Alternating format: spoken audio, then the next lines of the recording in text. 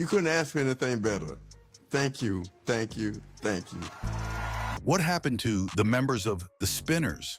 Why did their lives turn so tragic? The group made amazing music, but some of its members went through tough times. Did fame bring them happiness, or did it cause pain?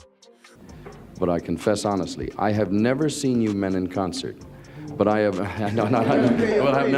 nobody hit me now. But I've never heard so many people say such good things. Why is it different? What led to their struggles, and how did their stories end? Let's take a look at the sad journey of the Spinners, and what happened to the people behind the music. Oh, the Spinners!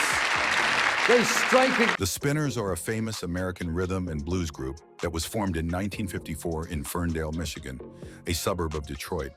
The group started with 5 friends: Billy Henderson, Henry Fambrough, Purvis Jackson, C.P. Spencer, and James Edwards, who lived together in a public housing project called Herman Gardens in Detroit. They came together because they loved making music and wanted to form a group. But I confess honestly, I have never seen you men in concert. But I have, nobody hit me now. But I've never heard so many people say such good things. Why is it different? At first, the group was called the Domingos. However, James Edwards left the group after a few weeks, and Bobby Smith took his place. Bobby Smith became the lead singer on most of the Spinners' early songs and their biggest hits with Atlantic Records. Shortly after Edwards left, C.P. Spencer also left, and he later joined 2 other groups, the Voice Masters and the Originals. George Dixon replaced Spencer, and later on the group changed their name to the Spinners. Well, actually, we find from the beginning, like with No Hit Records, that we had to come up with something different, you know, to be able to work. So we got the idea to try and be different from everybody else. The Spinners' first song, That's What Girls Are Made For, was recorded under Harvey Fuqua's Tri-Fi Records label.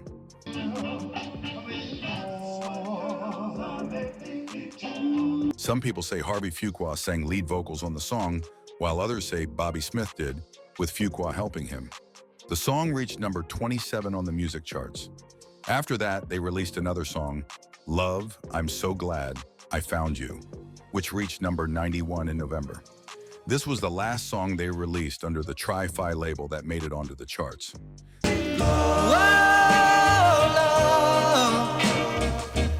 There is some debate about how much Harvey Fuqua was involved with the group. Some people think he considered himself a member of the Spinners because he sang lead vocals on a few songs. However, most sources don't list him as an official member of the group. In 1963, James Edwards' brother, Edgar Chico Edwards, joined the Spinners, replacing George Dixon. Around the same time, the Tri-Fi Records label was bought by Berry Gordy, the founder of Motown Records, who was married to Harvey Fuqua's sister.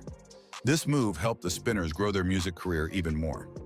Despite not having a lot of commercial success at first, Motown, the record label they worked with, assigned the Spinners to different roles. They worked as road managers, chauffeurs, and even shipping clerks for other groups. G.C. Cameron replaced one of the original members, Edgar Chico Edwards. Then in 1969, the Spinners switched to a new Motown label called VIP. The group got a big break when they released It's a Shame, a song written by Stevie Wonder. The song became very popular and reached number 14 on the charts. It's a shame the way you mess around with your man just like her. They also had another hit the next year with We'll Have It Made. However, these would be their last 2 singles with VIP. But I said strength to stand, we'll have it made. After these hits, Aretha Franklin suggested the Spinners leave Motown and sign with Atlantic Records. While they were working on a new album with Stevie Wonder, their Motown contract expired, and the album was never finished. When they moved to Atlantic Records, G.C. Cameron couldn't join them because of his contract with Motown. He then invited his cousin, Philippe Wynne, to join the group as a new lead singer, and the Spinners' success continued. The Spinners hadn't really made it big yet, but that all changed after signing with Atlantic Records and working with songwriter Thom Bell. Bell helped them create their album Spinners, and it turned out to be a game changer. The group had 5 songs in the top 100, with 2 even hitting the top 10. Suddenly, the Spinners became one of the biggest soul groups of the 70s. One of their biggest hits was I'll Be Around, which was actually the B-side of their first single on Atlantic. Even if I have to walk, The A-side, called How Could I Let You Get Away, didn't do as well. But radio stations played the B-side, and people loved it. So Atlantic flipped the single over, making I'll Be Around the main song. It hit number 3 on the charts and became their first million-selling hit. The song was so successful that it was awarded a gold disc by the Rito Away. Following that success, the Spinners released another hit called Could It Be I'm Falling in Love. It became another million seller, just like I'll Be Around.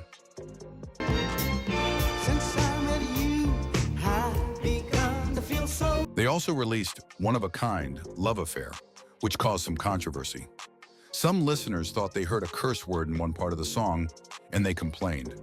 The lyrics sounded like Philippe Wynne was singing, "You just got to F her, yeah," but others heard it as, "You just got to hug her, yeah." To avoid any more complaints, Atlantic quickly edited the song and re-released it with the part that caused confusion removed. Even with the controversy, the Spinners' success continued, and they released hits like Ghetto Child, Mighty Love Pit 1, and I'm Coming Home, all of which did well on the charts.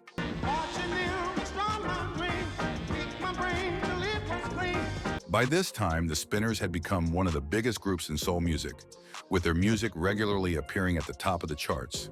Their incredible success even rivaled other groups like the OJs. The Spinners were on top, and nothing seemed to slow them down. The Spinners were on fire, but Motown didn't forget about them either. They released a Best of the Spinners album, which had songs from their time at Motown and VIP Records. They also re-released the song Together We Can Make Such Sweet Music as an A-side. The song, which had originally been a B-side, wasn't a huge hit though. It only made it to number 91 in the US, even though it had a lot of potential. The Spinners also had a famous collaboration with Dionne Warwick on the song Then Came You.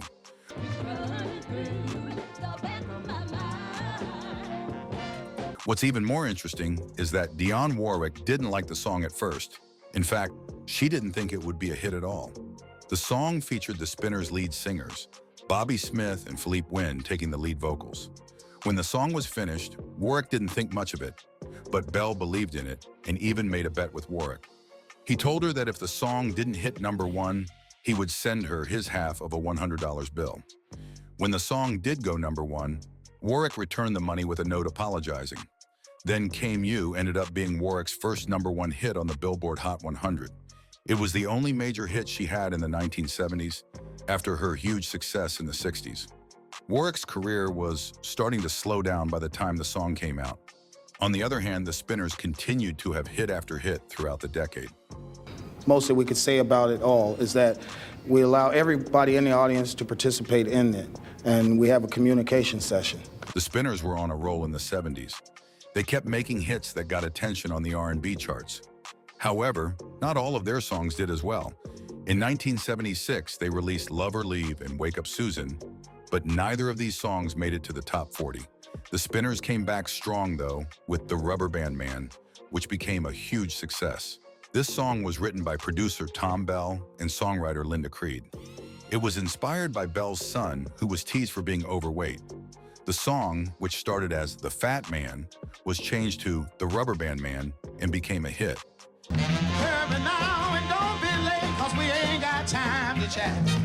However, The Rubber Band Man was the last big hit to feature Philippe Wynne as the lead singer. His relationship with Thom Bell, the producer, had been tense for some time. Wynne wanted the group to change its name to Philippe Wynne and the Spinners, but the other members didn't agree. After arguing with Bell, Wynne left the group, and John Edwards, who had his own solo R&B hits, joined the group. The Spinners continued to make music after Wynne left, but their hits became less frequent. They had some minor hits after then. The group's relationship with Thom Bell ended. They contributed 2 songs to Bell's movie, The Fish That Saved Pittsburgh, and even appeared in the film as a band. By the late 80s and 90s, the Spinners had a hard time keeping up with changing music trends. Their popularity started to fade as new styles of music took over. Health issues and changes in the lineup also made it harder for them to stay together as a group. There was no time to read. Behind their amazing music are some heartbreaking stories. Over the years, original members like Purvis Jackson, Bobby Smith, and Henry Fambrough have passed away. Some members faced tough times, including Philippe Wynne, whose life was filled with both success and tragedy. Philippe Wynne was born in Cincinnati, Ohio. As a child, he and his three siblings were placed in the New Orphan Asylum for colored children after their parents divorced.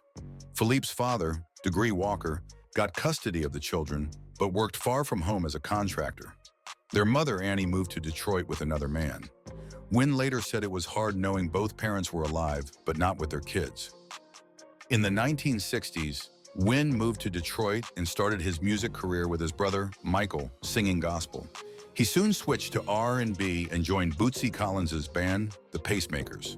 Wynne later sang with a Liberian band, the Afro Kings, before replacing his cousin, G.C. Cameron, as a lead vocalist for the Spinners, as earlier mentioned. After leaving the Spinners, Wynne tried a solo career with Alan Thicke as his manager. He also worked on the business side of music, starting his own publishing and record label. Unfortunately, neither Wynne nor the Spinners had the same success they enjoyed together. Philippe's personal life was filled with heartache. He married Ava LaFleur in 1973, and they had two sons, Emmanuel and Alvarez. The family later moved to California, but eventually split up. Alvarez was tragically killed in a drive-by shooting in 1999, and Emmanuel drowned in 2001 while trying to save another man. Emmanuel was awarded a Carnegie Medal for his bravery. Philippe Wynne's life ended too soon. On July 13, 1984, he had a heart attack while performing at a nightclub in Oakland, California. He passed away the next day at just 43 years old. In 2023, Philippe Wynne was honored when the Spinners were inducted into the Rock and Roll Hall of Fame. Well, actually, we find from the beginning, like with no hit records, that we had to come up with something different, to be able to work. So we got the idea to try and be different from everybody else. Another member to experience heartbreak over the years is John Edwards, who had to leave the group because of health problems. John Edwards, who later became the lead singer for the Spinners, had an interesting journey before joining the group. He started singing while serving in the U.S. Army, stationed in Germany. After returning home, he settled in Duluth, Georgia, and performed alongside famous acts like Wilson Pickett and James and Bobby Purify. In the late 1960s, he moved to Chicago, where he met the legendary Curtis Mayfield. Curtis introduced him to producer Joe Armstead, which opened the door to recording music. Edwards released his first songs with Weiss Records before switching to Bell Records. A year later, he joined the Atlanta-based Aware label, where his career took off. His song, Stop This Merry-Go-Round, reached the Billboard R&B charts. He continued to climb the charts with songs like Messing Up a Good Thing and his biggest hit, Careful Man, which reached number 8 on the R&B charts. Unfortunately, Aware Records closed, but Edwards didn't stop singing. He performed with the Spinners occasionally and also pursued his solo career. On the Cotillion label, he released Baby Hold On to Me and Nobody But You, both of which charted. Edwards officially joined the Spinners as their lead singer, replacing Philippe Wynne. He stayed with the group for over 20 years, helping them continue their success. However, in 2000, Edwards suffered a serious stroke, which forced him to retire from music. Billy Henderson was born on August 9, 1939, in Indianapolis, Indiana. He grew up in Royal Oak Charter Township, Michigan. He became famous as one of the founders of the music group The Spinners. While he didn't sing lead vocals like the others, Billy had a special role.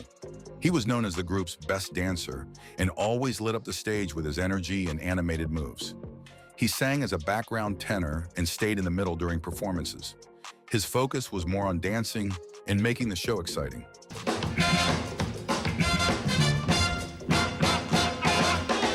Billy was a key part of the Spinners' success, but things changed over time.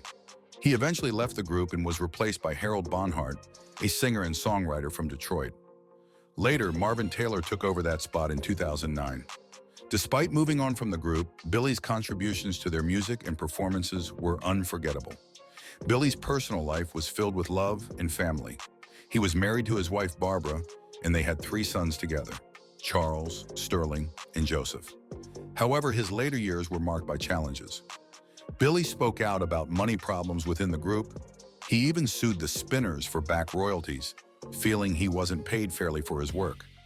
Unfortunately, Billy's health declined, and he passed away on February 2, 2007, from complications related to diabetes.